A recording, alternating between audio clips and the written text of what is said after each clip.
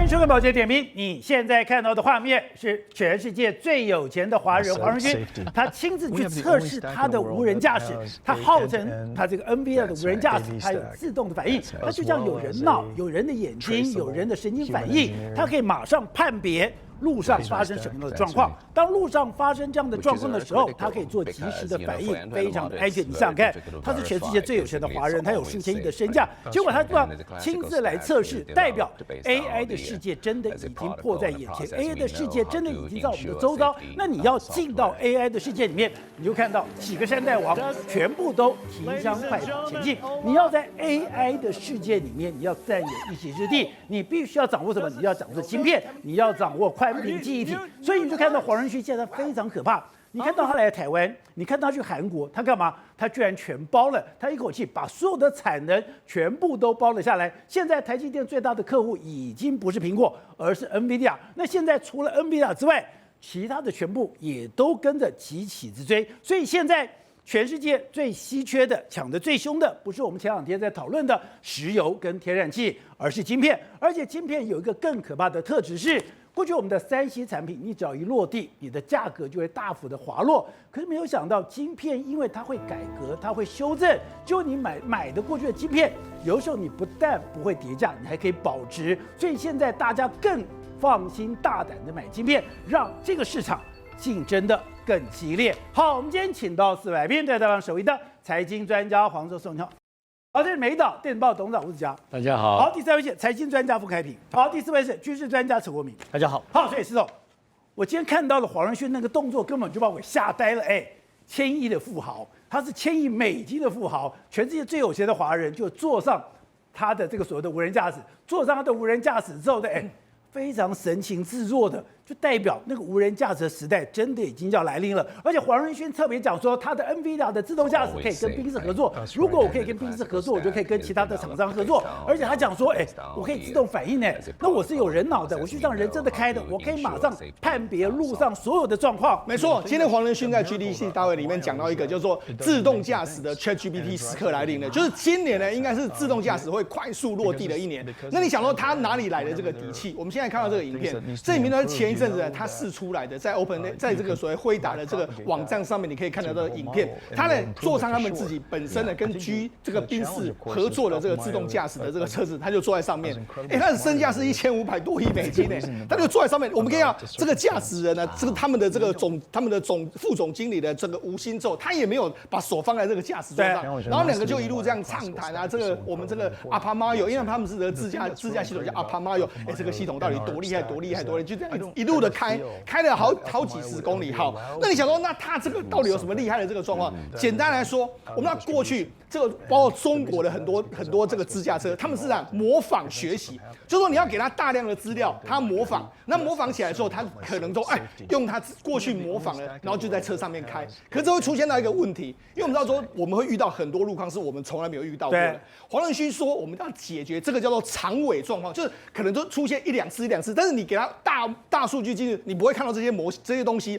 那你让他这样子是怎么样？你让他自己思考。所以呢，这一台车，他们所谓的 Apamayo 系统是他自己是有个大脑的，他看到这个东西的时候，他会自己说，那这是怎么样的状况？是怎样的状况？我没有遇过，没遇过。好，那我现在该怎么做？他自己会跟自己对话之后，他想出他的方法。以前你不敢去做自驾车，虽然我已经把很多的风险都算出来了，可是我不怕1万，我只怕万一。可是我如果说今天我就像人脑一样，我有人的眼睛，我可以做及时反应，那真的出现万一的状况的时候，我就可以有万一的防备。你记不记得以前我们常常看到说，很多自驾车会自己撞到什么白色的东西，或撞到什么东西，他撞到护栏，对他判别不出来是人或是什么时候，他就撞上去。他未来就是给他自己他自己决定，他看到什么东西，他判断是人，他就会闪开。所以他是自己有大脑。所以为什么黄仁勋敢坐在这个车子上，这么好像很轻松愉快？而且他跟宾士合作，宾士也要导入这一套系统。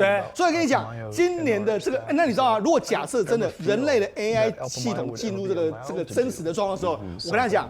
我们今天叫做缺晶片，不止缺晶片，什么都会大缺。跟 AI 相关、跟自动驾驶相关的全部大缺，什么记忆体全部大缺，因为它需要多少的记忆体跟多少的这个 AI 的这个相关的数据库啊？不是你刚刚讲的，如果说我今天可以跟宾士合作，我明天就可以跟其他厂商合作。如果宾士可以这样做的话，那其他厂商拼命也要做了。没错，所以你知道市场为什么今天的 GDC 大会开完之后，你知道第一个时间点里面来说，那个大家都看到，黄仁勋你要出来这个帮大家点示，他第一个讲什么？他说我去年预估说，2025到2026年的商机啊，大概是5000亿美金哦，我们的晶片。他今天居然说2027年是1兆美金，他自己讲1兆，一倍嘞，1倍。那1倍来说，你就知道为什么他前一阵子到韩国去都要抢这个HBM 的这个记忆体，为什么大家都说，你这个记忆体你要多少东西你就生产吧，全部弄红瓜卖惊，对不对？然后他今天最后的时候还出现那个雪宝。雪宝就是机器人，那机器人说，你看他还跟他那边互动，而且这个如果机器人又要用上去的话，这个记忆体容量多大？所以呢，有2个超级大幕就在那个地方。那所以我才说，为什么大家就去看到这个今天黄仁勋的这个大会之后，你看美国股市也涨，亚洲股市也涨，台北股市也涨，因为大家都知道说，缺晶片事实上可能比缺石油都还要更加严重的一个时代。而且我们现在看到一些故事是说。他不是让他来台湾吗？是。后来他不是跑去韩国吗？是。他去韩国的时候，你就看到李在镕就一直跟在旁边吗？对。搞了半天，他是来抢货的，是。他是来收刮的，是。抢货收刮不是抢过一阵子哦，是。是你这几年的货，对，你这几年的生产，对，我全部都帮你包了。对。中间有一个故事，我觉得最妙的是。Google 后来突然想到说，我的 Gemini 的这个生产很不错 ，Gemini 生产不错的时候，我赶快跑去跟台积电说，你能不能帮我多30点多少拍子？我全部都已经被 NVIDIA 包走了。对，事实上这个缺货潮来说，我们先从最早出现缺货是在台积电的产能。抱歉，因为为什么？因为事实上台积电它原本认为说这个 AI 没有这么严重，所以你看它前几年的时候资本支出很低，就导致说现在产能不够。你看它今年这几年都是500亿的开，你看那这产能要3年后才会出来，就没想到因为产能缺，所以台积电开始大扩产。但是大扩产谁倒霉 ？Google 倒霉。为什么 ？Google 在2023年的时候，当时他已经做出 TPU， 他原本觉得说，这个 TPU 好像我们用不出去了，那怎么办呢？那当时的就有一家公司叫 Anthropic， 他说，你的 TPU 不错，那我就买你的 TPU 买下来，就没想到突然 AI 爆红。那 AI 爆红的时候，就 Google 自己本人的产能不够了，卖给人家，然后他就跟台积电说，台积电说不好意思因为我们现在产能也不够，我们都被辉达包了，辉达买光了，辉达已经买光，那我们就说，那我们什么时候可以弄？他说，不好意思，你至少等到2027年啦。所以你看，我2023年要跟你买，是你说我要等到2027年，是，所以你就知道说，事实上产能排挤的多严重。那我跟他讲一件事，那我就非常好奇，他说，那你 Google 2023年，你如果要等到2027年，你怎么够呢？是，后来我就懂了。为什么台积电的亚利桑那厂，对，它可以马上卖出去？是，他说原来台湾的卖完了以后，对，那些厂。在亚利桑那，你只要有办法生产，是，你只要有合格，是，全部都帮你包了，对，也难怪说你今天在美国，你再贵都有人要买了。对，所以现在晶片就是价格一直在往上冲。还有，我再跟大家讲一个故事，大家就讲算力，大家说，算力不是好像会跌价啊？我买这个所谓的这个所谓资料中心会跌价，没有，现在资料中心是在上涨的。宝前让 OpenAI 很早就知道这个算力一定会被锁定，所以他就买了很多全世界的算力啊。他当时买下来的价格，大家听清楚哦，是大概1.2到2块美金左右。那结果呢？那时候 OpenAI 那个所谓第2个公司 Anthropic 就说有这么夸张吗？我有必要这样吗？你想买5年？对，我就说好，我没关系，我先不买。就没想到后来价格就真的上涨，然后整个 AI 出来之后，他想再去买的时候，现在价格已经是2.4美金起跳，那它价格就比 OpenAI 贵。所以 OpenAI 是1个小时1.2到2，对，结果它 Anthropic 是2.4多1倍，对，所以我就说你现在越晚进来的越贵。所以才会变成说，为什么很多人就说，买了这个 H100不是会这个跌价吗？过去我们买手机不是很快就跌价吗？那这个不是又没有用吗？之前人家不是说，你看你这个很多 AI 公司都这个折旧都没有摊提这样。我跟他讲不会跌价，为什么不会跌价？因为为什么？因为现在新的晶片抢不到，那怎么办？我就去买旧晶片。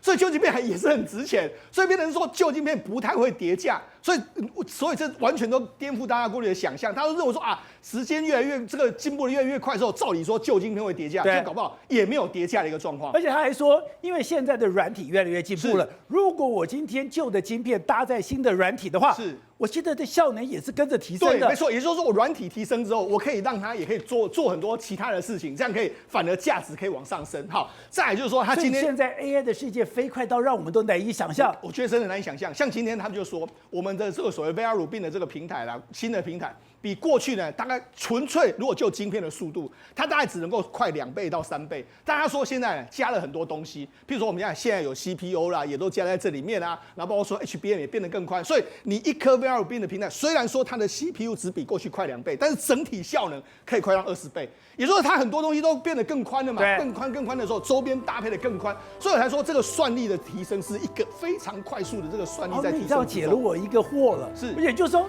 有这么严重吗？是，你今天5奈米就已经很快了，是，你为什么非要去买3奈米？对，那你买了3奈米，你干嘛非要去买2奈米？你干嘛这样子要做这个武器竞争？是，搞了半天，你2奈米跟3奈米，你虽然可能只快了一点点，快了2倍或者快了1.5倍，但是你把周边的东西停嘞加总起来，他说那个就像堆积木一样。是，所以你一个2奈米可能多2倍，是，可是你总加起来这个产品这个柜子，对，就快了20倍，所以你就知道说，事实上难怪我要去抢。这个世代变得跟大家完全想象的完全不一样，所以你看，事实上现在大家都在抢。那我尤其是我们讲台积电是抢的最凶的。那另外一个是什么？你看这个是这个黄仁勋说的，黄仁勋就是说他们的 VR Rubin 的平台是非常的，他如果在整合所谓的 Grok 的这个晶片来说 ，Grok 推理晶片是他推出的另外一个产品，它整个生成的速度可以快350倍。所以这个速度是相当快的哈。那另外一个是什么？另外一个就是现在大家一直在讨论的，叫做细光子 CPO。那什么叫 CPO？我跟大家讲也很简单。过去我们的手机啊或者什么都是用铜线，对不对？但是铜线有个问题就是它会发热，而且它传输速度很慢。那所以现在是想办法是说在机柜里面呢，把这个铜线弄成是光纤。光纤第一个它不会热。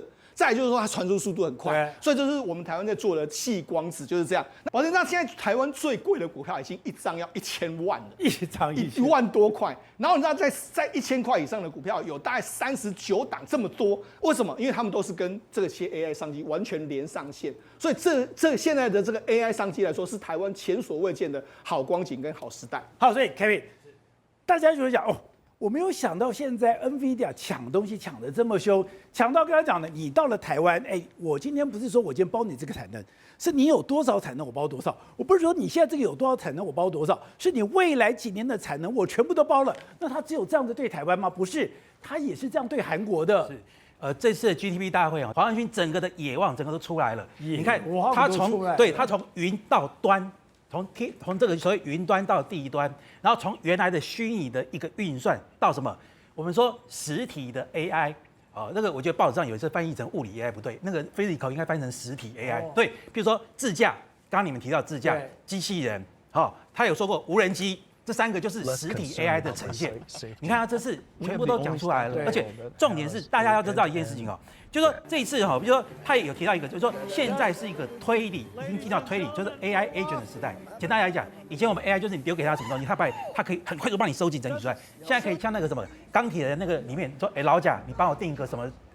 帮我几天之后，他可以帮你全部都你授权给他，他可以帮你处理完。对，这一次刚刚其实有稍微提到我觉得有一个非常大的一个重点大家可能有没有知道，今天台北股市记忆体的股票红成一大片。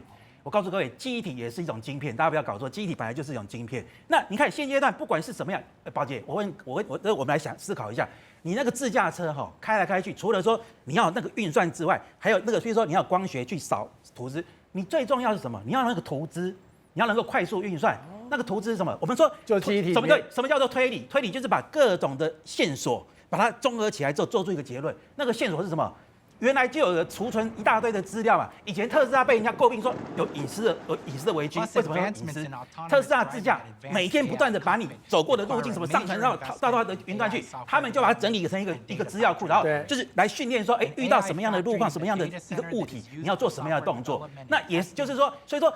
这种大量的时代，所以为什么南韩？你知道南韩去年9月的时候是很悲情啊，说黄仁勋都到那个台湾去，我们南韩要被边缘化。结果去年9月开始机体缺的时候，南韩好像找到了那个救命绳索，整个国力上，结果南韩涨翻了。对，南韩从去年9月到12月，竟然是全世界涨第1名的股市，第一季，今年也是一样。为什么？机体缺班了，而且超乎大家的想象。所以说，你只要在 AI 的架构下，AI 的架构下里面，你缺什么，它都可能点石成金。而且我再提到，今天有一个大家可能会觉得说，那个 Grok 就是黄仁勋花了200亿美金去买那个，对，为什么他晶片要给这个所谓的一个南韩？大家有所不知。Grok 还没被黄仁勋收购之前，它是 LPU， 它本来就是给三星做的，而且它不需要用到2奈米，也不需要用1.6奈米，它用到4奈米就好。黄仁勋这样做叫做12秒，为什么？第一个，你原来就是三星做的，那你熟了，那我就给你继续做，而且呢。现在缺记忆体缺的要死，对不对？对，我要高频宽，我可以跟你绑装嘛，就说，你三星，你将来那个记忆体啊，这个不能够亏待我，对不对？所以说这种情况之下，就是说整个的 AI 都是在抢资源大战，对，就是看谁能够像谁能够得到资源。所以刚刚世忠讲的2个故事就非常有趣啊。Google 在2023年才突然醒过来说，它 Gemini 的弄得非常好，所以我当时我就要买晶片。我要买晶片的时候，我就跟台积电下单，台积电说没有了。2023年我的晶片已经卖完了，已经卖到哪里？我已经卖到2027年，你要2027年才有。幸好他在亚利桑那有新的厂，那个厂所有的产能是新开发的，所以就看到了Google 就在那里大量的投资。我那时候就在想说，亚利桑那厂一个新的厂，为什么很快就可以这个 break even 就可以平衡了？然后呢，很多厂要进去，搞了半天台湾已经满了，大家去抢那里的。而且我真的觉得我们要学习黄仁勋的那个所谓应变能力跟那个转得非常快。他有一次以前说那个量子电脑还很早，就他到法国去的时候，法国都在研究量子电脑，对不对？法国就有点轰他，他就赶快改口说，没有，量子电脑很重要。这一次我告诉你，各位，今天很多矽光子股票跌得乱七八糟，为什么？因为以前大家觉得黄仁勋去年3月11号也是在 GDP 大会前，他说矽光子没有那么快，结果去年的来尾牙之前说我们跟台积电已经有长足的合作了，他改变得很快，然后今年他说什么？他是说光同并进。以前是大家觉得说光进同退，所以他说我都要，为什么都要？因为你如果现在拿掉了，当然光是有很多好处，可是没有办法，现在没有办法全面实施，对，所以你必须要同进一起进步嘛，所以说同样，所以今天很多矽光子就是那个才有那个想象的空间的时候，就本益比拉得非常的高。我常说那个估值就开始做个修正。可是我再举一个非常有趣的，就是说黄仁勋他这次还有提到一个东西，就是说你看他不仅是我刚才有说过嘛，他的野望已经到太空去了。之前 SpaceX 那个马斯克说，马斯克说要把那个资料中心弄到太空，大家可能觉得好好笑，大家可能把资料中心想象成什么？像图书馆那个柜子，不对，因为黄仁勋今天说了一个非常关键的一个比喻，他说以前的卫星就是太空照相，然后资料传到地面上，再做处理，太慢了。现在怎样？你在太空照相同时就算好处理好了，就把你处理好了，这样子才能够够快嘛。那现在因为有 AI 晶片，AI 晶片以前你可能要整个图书像一个那个我们说可能要像中国大陆那个我们看那个科幻片什么神舟一个太空站可能能够做的事情，在 AI 越来越发达越快的情况下，它可能浓缩到一个电脑在太空之中就可以做到。可是唯一的就是说太空中因为没有对流，空气没有对流，它没有对流，它只有辐射。所以说它的散热是一个问题，所以他们现在要解决这个散热问题。一旦处理好之后，我觉得这个 AI 可能在这个未来太空又可以衍生到太空站，又可以展开另外一个版图。好，国民，我们刚刚讲过说，过去你有很多想象都是远在天边。你在讲无人机的时候，你在讲机器人的时候，你今天在讲这个所谓的自驾车的时候，你就觉得那个离我们好远哦，我们也不知道什么时候看到。我有生之年可以看到吗？你先帮我们带来，这是你帮我们带来的无人机。对，其实这个是台湾做的，这是台湾做的无人机。我们刚才讲，现在这个无人机，你不是说我在俄乌的战场上发挥很大的功能，你今天在这个委内瑞拉，你今天在伊朗的这个战争里面，无人机都已经发生了，都发挥很大的功能，而且这个无人机完全是完全 AI 设计。如果说我今天空中的，我今天看到以后，我可以运算了以后，我马上通知这个无人机，这个无人机看起来就是一个机器，可是它马上就可以执行所有的指令了。对，其实我们必须说这个叫猎杀合一啦，猎杀合一，我们叫真打哈，以前叫真打一体啦，以前我们都知道什么查打一体啊，比如中国的无人机叫查打一体。那如果说这个无人机也可以变成查打一体，那该有多好！那我带这个无人机，只是让大家知道说，台湾的制造力真的很可怕。这台湾做的。对啊，你刚才可以拿到说很轻嘛，很轻哈，碳纤维哈，卡泵的哈。那其实你说这里面都是碳纤维的，它有些地方是卡泵的，那有些地方是像那个什么动力包件哦，就是螺旋桨的部分，那个是要特制啊，就是说你这个地方特制，对，它就特制说，到时候呢，其实它的料件可以分拆成小零件哦，到时候装上去螺旋桨，后面要有个动力系统，那前面装什么？前面你可以装感测器。甚至还有炸药跟手榴弹哦，所以其实这个地方可以装炸药，你可以炸药或这个地方当手榴弹。他如果说我在空中飞着，然后我就这样蹦这样炸下来，我们5个人都完蛋了。对，其实这个真的可以当手榴弹哈。那其实我们一般以前没有体能战绩啊，你丢40公尺、50公尺放容易叫，对不对？这个东西可以打到圆山饭店，没有问题哦，真的没有问题哦。那你去想象说，如果说这个跟我们以前那个甩炮，我不知道各位听众有没有印象，就是以前那丢那个丢下去，然后会炸，对。它的动力它的原理一模一样，它原理一模一样，只是说它把这个射程扩大化哈。那其实我们必须说啦，这种东西已经外销了，那外销了，那其实我们国内没有采购，非常可惜。对，那我只是说我们国内的产能 AIT MIT 都没有问题哦。你要什么客制化的一些什么大大小小无人机没问题哦。那你去想象一个画面说，好，假设啦，暂时我们拖一个拖拉骨的车子。那里面都装这种小箱的无人机的一些料件，到时候呢，士兵只要装上去比如4个螺旋桨到那个螺丝你随手就好了，动力包件装上去，sensor装上去，然后炸药装一装，它就可以变成一辆货柜车哦，它至少可以装400-500辆这种蜂群的无人机。你碰到那种从违法走私的海巡艇不听劝你打它也不是，你就打它的动力系统。让它停泊，然后让海巡艇去拦截，所以可以打得很准。对，所以其实厂商已经想得很聪明，就不只是军用啦你要军用什么感测器、炸药都可以装，它可以专门打，就海巡就灰色地带作战。对，现在不是有什么海上民兵一堆吗？光这个去打就好，而且是打它的动力部，打它引擎，让它停留在海面上就好了不把它打沉。但是美国想法就很奇怪，美国想法就用他们发展叫 quicksand 那种大型炸弹去炸海上民兵。我们想法不用，因为其实说呢，这个单价非常非常便宜，对，和这个单价不到$1000，高档的不到$1000，但是一枚标枪飞弹随便都$10万起跳，所以你去看那个性价比但是其实一般厂商来讲他们昵称叫做爱台者小飞弹说真的，这个观念说真的大家要有啦，我只能说大家要有。那你对杀伤一般人员来讲说真的杀伤力蛮大的，但是你说对付战甲车，说真的可能穿不透，但是对软性目标比如说像人员或装甲车薄皮的，一架不够，3架，好，3架就够了。当然想说。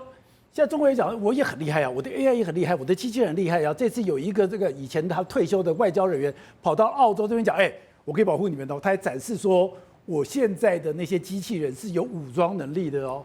其实我是觉得是这样子的，中国的春晚的机器人跟我们昨天看到那个雪宝大家不要有错误的这种评判中国机器人关节非常厉害，我念工业工程的，是机械系兄弟系，所以说我大学有一堂课叫做机器人，那我们当然是老时代的课程，可是我看到中国大陆那个关节，我真的是叹为观止，可是我不会害怕对，因为它是在一个封闭的场域里面做好的一个 set， 大家懂意思吗？宝杰，一个机器人对我来讲，如果他在我家里面他会去懂得抓一本书跟抓一个鸡蛋，他能够拿捏得好，比他在我家打太极拳、翻跟斗、打中国功夫还更重要。就是说，你必须要能够判断，要做到这个所谓的一个 sensor， 要做到很重要的判断。这个东西很重要一点，华仁勋他做的是大脑，我们没有办法逾越。可是我们台湾可以做到什么东西？就是我们的精密机械5金，我们可以来在去中坦白说啦，我非常讨厌川普，因为我很讨厌川普，每次都嘴我们台积电，霸凌我们台积电。可是川普的确给台湾带来一个什么去中化商机？你去想想看川普今天如果没有去中化，以那个马斯克他这么轻松的情况之下，他可能就采取中国大陆那些关节。可是，在川普去中化这种红色供应链阻挡情况下，我们台湾就有机会了。对，我们台湾就是只要关税我们没有比别人吃亏的话，我们台湾技术就是从那个台中黑手工业时代，对，从那个日本传下来。可是我们最厉害是什么 ？cost down， 弹性化、弹性制造，我们把它发扬光大。对，那所以说我们品质可以比拟日的，可是我们又有所谓比较价格优势。好，那另外我们刚刚看到你是中国的，然后跟他们耍大刀，你觉得没什么。可是我们看到美国跟他讲，我把弹拿起来，我把刀拿起来，我去擦桌子。你说这个的能力要远比那个中国耍大刀要来厉害。对，你今天那个设定好，他的确很厉害。可是我在讲，就是在因为中国现在就是被防堵，所以说他可能在 AI 大脑上面还有东西，就是你的大脑传输下来，比如说大脑传输下来之后，不是全部都可以控制。比如说我控制关节的啦，需要一种 MCU； 我控制眼睛的需要一种 MCU； 我控制其他的这种所谓听觉的，可能是需要一种 MCU， 就是叫做 Micro Control Unit 的微处理器嘛。这个东西台湾就很厉害，因为台湾是成熟的这个所谓IC 设计，可以慢慢的往上堆叠。那还有一个很重要的一点就是说，你刚才所说的那个感应的 sensor， 比如说你今天你在一个你知道我们人比如说我们人抓这个东西，我可以盲目的情况之下，我可以靠有感觉就知道说这个东西可能是鸡蛋，可是什么东西，我的神经会自动调整那个力道。机器人如果说很傻的机器人一捏鸡蛋就破掉。拿一个鸡蛋跟拿一个手机的重量，那个感觉是不一样。所以说这是一个很微妙的。还有人的关节，全身上下大概机器人大概有40-50个自由度，光是手就有大概有40个自由度，40个自由度。手是最难做的，机器人最难做的第一个是手，第二个是髋关节。那我们台湾就有一些就是已经开始。10多年前就拿到爱迪生发明奖，就在做那个所谓的指节这个地方的压力感测这个就是我们台湾强项。也许我们没有办法做到像这个跳来跳去、翻来翻去，其实波士顿动力也可以做到，可是波士顿动力被韩国买走了。所以说我们现阶段就是在这种去中心化的情况之下，台湾的机器人供应链反而会因此受惠。吴总，当川普开始打这个中美贸易大战的时候，你说贸易大战那个关税是皮毛，川普真的重要是要把世界一分为二。而且是产业链的一分为二，要分一个红色供应链跟非红供应链。这一切开了以后，这个天下不得了，那个天下的大势会做一个很大的巨大的转变。没有想到现在的发展都跟你当时的预言一模一样。而且台湾现在很清楚，台湾现在站在非红供应链，我们已经慢慢的跟美国完全结合在一起，甚至这个无人机我们也进入到那个体系里面。刚刚讲现在晶片、无人机现在都到了非红供应链。甚至更重要的吧，如果回过头来看，川普没有做那个动作的话，那这个世界现在根本就是华为的天下了。如果没有方法来管制的话，全世界都充满了中国产品嘛。因为很简单啊，就是刚刚谈到的 cost down 啊，最便宜的产品是谁？就是中国产品啊。所以其实当时川普这个动作一出来的时候，就我们分成2个部分，一个是军事用途，一个非军事用途。我们现在台湾我先讲军事用途。台湾的现在摆在这边的这个无人机已经供应到美军的直接的美国供应系统它有美军的认证认证之后进到乌克兰的战场，现在使用对，可是台湾的无人机的价格是中国价格的2到3倍的价格，那怎么会接受？那怎么办呢？所以这个事情怎么解决？所以我们就变台湾的东西真的有好到2到3倍的价格吗？不是。安全、信任，还有什么信任？好，那先提出安全跟信任的人是谁？川普提出来之后，有一个人去执行这个工作，是财政部长贝森特。他去做了改革2个世界级的大机构，一个是世界银行，一个是 IMF。这2个机构是干什么的？这2个是援外援助全球各地机构帮助韩国的倒闭对不对 ？IMF 进入，世界银行贷款跟进入的时候会有什么功能？采购，结果他发现一个很严重的问题联合国整个被中共控制了嘛，要买就买中国的，你开最低标，开价格标，只要开价格标最低标，100%中国，所以贝森特马上进去做2件事情，什么事情呢？一个叫做毕业，什么毕业？中国已经毕业了，请你离开这个地方，中国不能供应，历经变成最惠国待遇都要取消了嘛。所以贝森特去年做了很重要的工作。第二个还有做这个东西，第2个更重要。他说我们现在有个东西叫做信任。所以我们要开什么标呢？我们要开这个最有利标、资格标。你也不能拿最便宜的来，所以不能只比价格，全世界都没有人比得住过中国，全部中国。好，当最有利标出来之后，就比品质、比品牌、比信赖，台湾就进去了。台湾进去了，台湾一下，因为台湾跟日本差一段，对，跟韩国有拼，但是韩国是大企业，他们是大企业为主的这个整个的产业结构。台湾是中小企业，台湾像专东专西专，我们这个叫做欧多拜文化、超车文化，全世界专了。我跟你讲，现在我又回到无人机嘛，我们很快速的就在这个上面占据市场，因为我们有一个叫做绝对被美军信任，因为里面有一个条件叫做 No China， 能够做到这种水准，能够接受的人，当然只有变台湾排第1名嘛，对，不然现在就是东南亚国家嘛。你然后韩国本身他不搞这玩意儿，所以我当时很惊讶说，我们的无人机现在大量外销，第1名是买谁买？波兰买我们的无人机，当然乌克兰买我们的无人机，波兰买我们的无人机，波兰也不相信中国，波兰也相信台湾。那波兰买完以后谁买？捷克买我们的东西，所以现在我们的无人机现在已经进到欧洲去了。是，但这个产量比起大陆产量还差一大段可是因为我们这个的质量的比因为我们有 IC 嘛。我们有太多半导体嘛，然后加上美国的软体的话，再加上很多其他附属的周边的产业，我们还有一个很重要的产业，刚刚我们谈到一半，就是我们的精密工业。我们的精密工业是全世界第一啊，对，所以我们现在已经谈到，就是说，你看从第一个护国神山，叫做就是台积电，然后第二个护国神山，现在这些东西，精密机械、无人机这些军品产业，对，开始有第二个、第三个护国神山，所以这些如果再庞大起来的话，已经可以不敢讲说量上面不见得可以取代台积电，但是在这个供应链的需求上面有一个叫做被必须要依赖的位置，这个是台湾的机会。对，这个目前政府并没有极力推动，但真正努力奋斗的是谁呢？伟大的台湾商人，台湾商人有动就钻，全部钻进去。他现在不是美国很多非常先进的无人机厂商，他们现在不都已经来台湾找合作厂商？也就是说，虽然我们最先进的那部分我们没有，比如说那个陀螺仪那个部分我们不够。可是做整个的制造组装来讲，而且像刚刚讲的，这个碳纤维是台湾的长处哎。台湾在组装上面技术原来就是世界一流了，但因为去了大陆之后，我们很多人力的缺乏、生产线的缺乏，很多方面不足了。但另外讲一个，就无人机现在的市场的发展，从美国的技术来看的话，它已经不是在你过去的这些需求，它有一个无人机有个缺点，叫做慢速无人机，速度很慢。但如果把无人机的速度加快，变成飞弹速度的话，它就变成飞弹一样。所以它的自杀式无人机，现在大家研究什么？要把速度加快，把它后面那个engine后面发动机部分要加强。那个谁最强？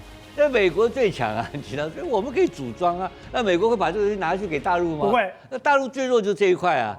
所以未然我们的无人机市场，只要跟美国的一些的高端的技术公司合作的话，我们会变成世界一流的无人机。尤其我刚刚讲，它 ISR 通通可以做啊，包括自杀无人机。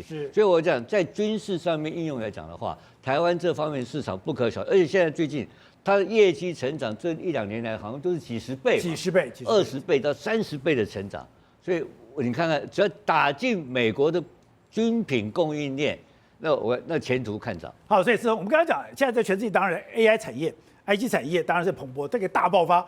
跟你讲，另外一个大家没有注意到的是我们的现在是军工产业，而且我看洛克希德马丁公司去年1年赚了快500亿美金呢。对，没错。事实上，目前为止来说，全世界的这个军工产业是蓬勃的发展。如果以这个去年来讲的话，它的年产值呢大概成长了9.5% 左右。那如果以台湾来讲的话，台湾这几年来说的话，刚才吴董提到，就是我们无人机的确增加非常多。我们无人机呢，这个整体的产值大概增加了12倍，1年增加12倍。然后我们整体的这个无人机外销呢，增加了35倍。35倍，对，当然，因为我们过去几年的时候啊，这个量比较小，不过这个成长基期是相当的大。好，那我们就跟他讲，实际上对台湾来讲的话，我们有什么样的优势呢？我们目前为止，我们现在看到这个画面，这个画面是什么？这个画面是我们中科院，我们中科院目前为止在打造我们国内的这个所谓的无人机的这个杀伤链。我们目前为止的这个我们国人在这个所谓发展的有包括说像瑞渊无人机嘛，它可以侦察，包括说还有这个所谓腾云无人机，这个更高空的这个侦察。那这是所谓的劲风的无人机，劲风无人机它可以真的，我们可以看到说，你看它看到这个船舰之后，它可以去攻击。劲风无人机是类似一种自杀炸弹的，是台湾的，对，台湾能够做出来。然后我们就是游荡炸弹，然后可以巡回在这个飞机的周边来看，可以从各个角度去攻击这个相关的这个船只这样一个状况。那我们包括还有麻雀等等的很多型的无人机在发展之中。那这就是我们现在看到用无人机的联合作战，这是你看无人机联合响应，它这上去之后，它是类似我们现在荧幕上看到这一款垂直起飞，垂直起飞之后它飞到高空，它飞到高空之后，它会改变它的姿态，变成是用这个平行飞的这个之后，变成是这样飞行，然后也可以加速，然后看到这个打击的目标之后就去攻击。所以事实上，我们现在呢，我们台湾目前为止要营造这种所谓的不对称作战了，我们未来几年会把非常多的资源都投入无人机的这个研发跟无人机的这个发展。那我们不要讲什么，我们讲这一次的美伊战争。美伊战争里面来说的话，我们不是有说吗？美国不是去把这个伊朗的这个沙赫德把它拿过来反向逆向工程，弄一个 Lucas 吗 ？Lucas 也是这样来的。然后另外一个，他从乌克兰拿的这个 Sting， 乌克兰的 Sting 就跟我们现在眼前看到这个很像，它是用来拦截无人机的。就拦截你的对你沙赫德的无人机，我用这个 Sting 来拦截你。为什么要这样做呢？因为过去的如果我们要打这个沙赫德的无人机呢，沙赫德无人机一台大概3万到5万，那 Lucas 这一次也是大概3万到5万。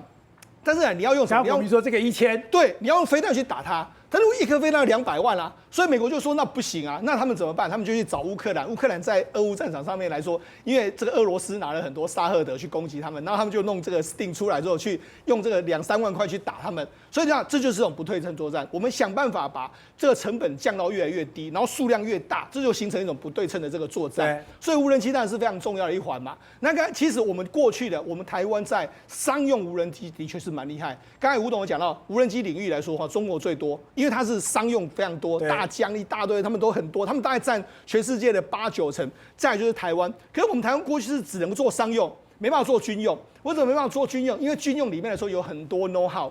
我们没有掌握，譬如说飞机里面的一些飞行姿态的这个陀螺仪啦，很多这个图资或者很多这个所谓软体的整个，我们没有办法。所以这个部分我们注意到，美国这几年很多的这个图资无人机的图资公司啊、软体公司啊都来台湾，来了之后呢，我们就可以打通任督二脉。Kevin， 刚才讲。现在我们要打到了美国的这个军工产业，一个是无人机，一个就是机密工业，而这个东西刚好就是我们讲台中的机密工业，现在也都involve进来了。而且大家可能有所不知，我就结合刚才吴董所说的信任。你今天要打进美国去，你要信任，不然我用你无人机，那你把我战场资料偷去输到你这个国家。还有像刚刚所提到的，就是说要有中科院的事情。我举个例子，以前大家知不知道那个飞虎在陈纳德将军，对不对？他当时呢，就是替我们在台美合作，在台南有个秘密的机场，还韩战的时候担任什么维修、资源补给的一个工作。这家公司叫亚航。前几年有一个 F-18，它突然飞到我们的上空，突然讲，我的飞机故障了，我要下来继续维修。大家想怎么可能？你 F-18你要维修，旁边有这么多东西，你干嘛飞来？它就飞到台湾，就哪里就飞到台南，进到哪里就是进到亚航里面。对，亚航你看有这个历史渊源，能不能够得到美国信任？而且他做了瑞渊2型，各位看那图片，那个就像美国死神那种，不是像这种所谓小型的，它像美国死神这种大型的无人机。而且刚刚提到的，台湾第一个能够开始做这个所谓的陀螺仪是谁？就是亚航。因为它跟中科院的这技术的时候，它从瑞渊1型到瑞渊2型，以前只是侦察任务、大型任务。当然，这个军事专家在这边呢，就是等于是我看到资料，就是它可以做这个侦察任务，现在已经可以做什么？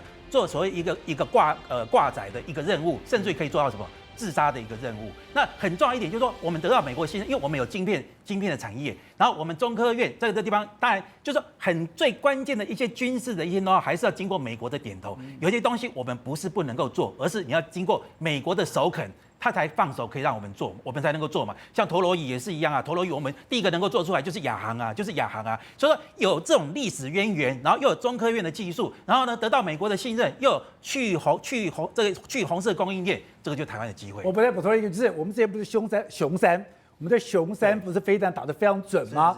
我们的熊山打得非常准，就是我们那个最关键的陀螺仪，就是美国给我们的。然后下到美国，就是我们既然可以做到那个贴海面飞行的，美国才开始把那个把武器的这个等级啊，才开始放宽给我们。3月31号，本来川普跟习近平要见面，现在川普说我要延1个礼拜，不然延1个月。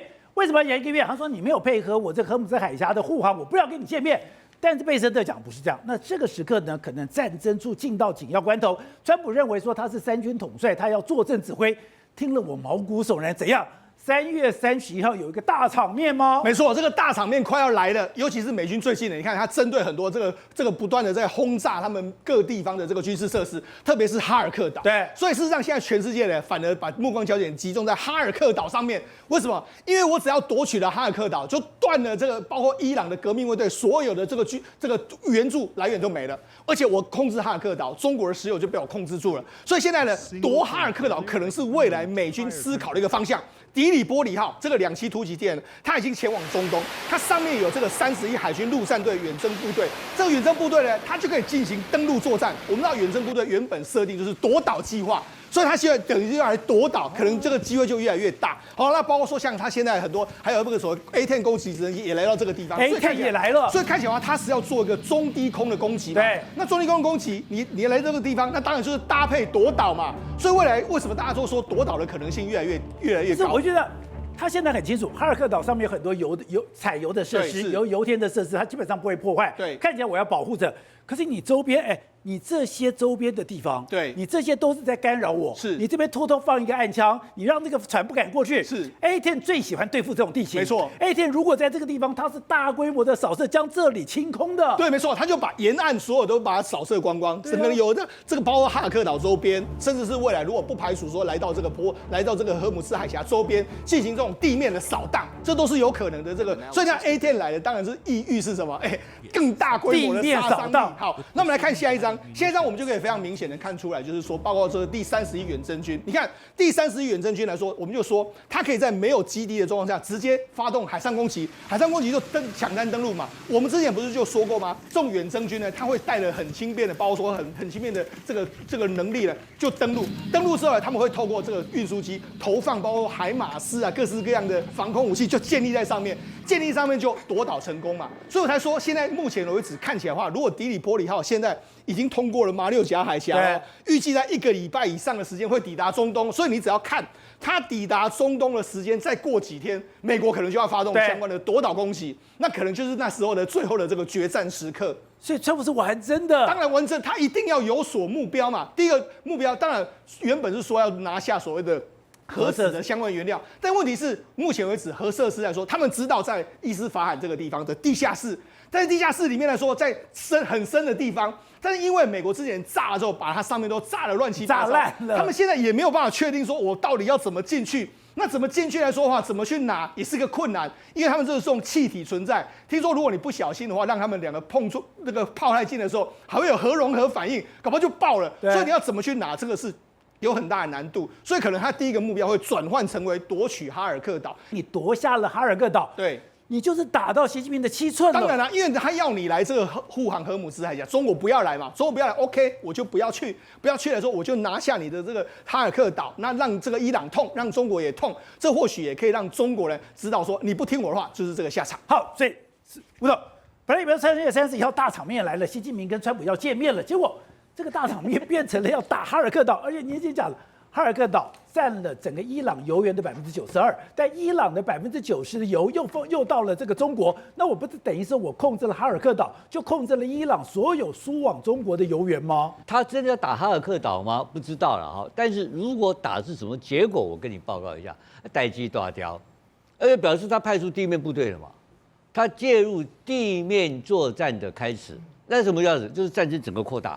这扩大的话，那你哈尔克岛以他现在的所谓的这种海军陆战队的远征兵力了哈，如果从科威特打过去的话，他占领的话，几个小时就占领了。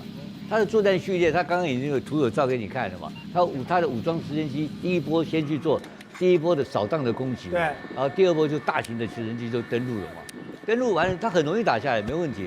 问题是，那伊朗也不会做的就让你打啊。打完之后，第二天怎么办呢？易攻难守，这2000多个人怎么守他？伊朗有40几万。可是你不是空军也没了，海军也没了，你这边刚刚讲我油猪也了，空军没有，所以你有空优，你空军可以继续能够维持他的这个战力没有错。可是他现在派出那种不对称的作战胆跟你打，无人机小跟你弄啊，然后小型的那种鱼雷跟你搞啊，没那么容易。骚扰的事情会不断的发生，那就是说有一个问题可以。美军的伤亡会不会提高？一旦美军伤亡提高，哇，这大新闻。所以这里面有风险嘛。所以那这个整个目的就是川普有一个第3个目标，叫做 limited war， 就是有限战争。他要把它控制在一定范围内，所以他每动一步都动很小步，不敢动大步。所以我现在对他是不是要去攻占哈尔克岛这个事情呢，我还在保留了。因为《华尔街日报》今天有条消息就是说。当时他在这个所谓的启动伊朗战争的时候，凯恩有跟他讲，你这样打，你会就让他封锁荷姆斯海峡，封锁荷姆斯海峡对我们来讲会非常的困扰。可是当时川普认为说，我当时委内瑞拉一下子就处理掉了，所以你要封锁荷姆斯海峡之前，搞不好我这个战争已经结束了。看起来川普跟他旁边的幕僚是太小看这件事。不是，因为这个事情就是说，我们这样具体讲我每天都看这个新的报告出来嘛，就是。Pentagon 就是五角大厦给他的报告很清楚的，这个部分就是赫梅兹海峡这个问题不是军事问题，是政治问题。军事问题很好打，一天就打掉了，哪有问题？打掉之后什么结果发生？全世界油元暴涨，到今天多少钱啊？到今天已经106块了。我刚刚下午看106啊，一打下来可能真的到200，那200怎么办？那问题，所以他的问题是油源会涨，后面的经济问题跟政治问题，会油价问题才是他真正恐怖的事情。所以他如果真的用这种所谓的斩首，或是这种斩首行动，把哈尔科岛占领了以后，然后削弱了这个革命卫队的基本的力量，革命卫队愿意跟他谈判的话，那这个是一个好的开始。但是看这个样子来讲的话，不知道，因为这些人哦，伊朗人现在在跟你拼命，那大家跟你拼性命嘛，啊，你是拼探钱嘛，你川普来赚钱，我跟拼我的，你是拼输赢的，我是跟你拼生死，拼生死的嘛，无共嘛，所以他是不是攻打哈尔科？因为到这个地方。到完成部署还有至少1个礼拜以上的时间，而且他会告诉你什么时候打吗？对，他会只告诉你打个哈尔科岛吗？不可能嘛！他一定是把这个区域的面积到处大幅度占领。那以色列人在干什么？以色列人会不会地面部队出来呢？所以有太多疑问摆在后面。可是川普昨天的演讲，我全部把它看完，他的这中间，所以我昨天在这个节目里面讲，我说他有后手，后手是什么不知道，但是一定是非常坏的恶招。不懂。昨天马英九办公室突然说，萧旭晨离开了，然后跟我都没有任何关系，然后去党代下令，代讲人格端正、品性怎么优良。我想说，你是不是在影射他什么东西？然后呢，现在就怪的是什么？马办还说，未来马办这几年两岸交流做得非常频繁，他以后没有再跟中国的往来，全部停止了。你说，你闻到一个味道？美国的力量进来了。对，第一个哈，马办的已经决定内部，我不知道现在新闻发布没有了哈，但是内部做的决定就是全面停止两岸的交流。他这几年做的所有的努力都是两岸交流。全面停止，这是我得到的一个最新的消息了啊。然后第二个是消息，就是说他有一个重量级人物的介入，那重量级人物的介入是拿到了这个马英九的授权书，全权授权他来处理马办的业务，这第二个消息。然后第三个消息呢，除了你想知道人事以外，他把高华柱原就是董事，对，高华柱也要负责扮演一个执行者，他董事在兼一个执行长的角色，对，大概类似这样，正确的这个政策的名称等等哈，我不知道，这三个消息再加上第四个你刚刚讲的全面停止两岸交流。那这个情况一看的话，如果今天国民党跟中国共产党的交往的中间里面有一个非常重要的基础，就是马英九。马习会，这马习会是在中国共产党的这个整个党两岸的资料里面的登录是有案的，是个非常重大的习近平的成果，这两岸成果。这结果，所以马英九那个地位是无可震撼的，无可取代的。对，那这个无可取代地位，突然间现在熄火了，那代表什么意思？代表的这个意义就是你现在只剩下是叫做郑丽文的中国国民党去交往，那个力道弱的非常非常多了。本来萧旭晨还可以狐假虎威，代表这个台湾国民党去搞两岸的这个，是因为你不是郑丽文的这个所谓的副主席，你是马英九的过去的这个所谓的执行代表，反正就是代表，你是马英九的人，所以你有这样的分量，你到对面也可以接受到很好的招待。就你现在马英九跟你切割干净了，马英九跟他切割干净是昨天的事情，今天的消息不是。今天马英九是跟中国大陆切割干净，这马英九要讲清楚一点。昨天是萧旭晨，今天是两岸全面停止，这才是大地震，是政治上非常大的震撼。那这个震撼只剩下一个薄弱的郑丽文的话，他顶不住那个场面嘛，这一小咖而已啊。因为马才是真正的一个大能量的一个，它可以动，它的震撼中美台三边关系啊。57台每晚9点，宝洁点兵点出全球战略新布局。